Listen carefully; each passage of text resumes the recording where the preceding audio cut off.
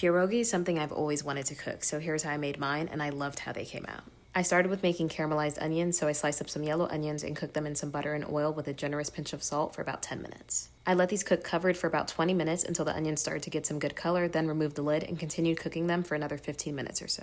Then I deglazed the pan with just a touch of water to help get all of the fond up. For the dough, I mixed together an egg, some sour cream, and melted butter, then folded this into my flour and salt. I kneaded that for a few minutes until my dough came together and was nice and smooth, then I let it relax in the fridge for about an hour. For my filling, I did some potatoes that I boiled and put through my ricer, then some of those caramelized onions, farmer's cheese, which I think was a really nice addition in here, then some sharp cheddar. I seasoned that up with some salt and a good amount of freshly cracked black pepper. Roll the dough out on a floured surface until it's about 1/8 of an inch thick, then using a ring cutter, punch out rounds of the dough, then add on a good amount of the filling. I would say this is probably between 1.5 to 2 tablespoons. Fold the dough over to create a half-moon shape and crimp the edges, and you can store these in the freezer for a couple of months if you don't plan to cook them right away. I placed the pierogi in some salted simmering water and cooked them until they just floated to the top. I also made a batch of clarified butter to finish them in. I really like to get the bottom half nice and crispy. I just think it makes the dish even better. I topped the pierogi with more of the caramelized onions, a generous scoop of sour cream, and lots of fresh chives. For my first time making these, I was beyond happy with how they came out. Now I'm looking forward to experimenting with different types of fillings and toppings.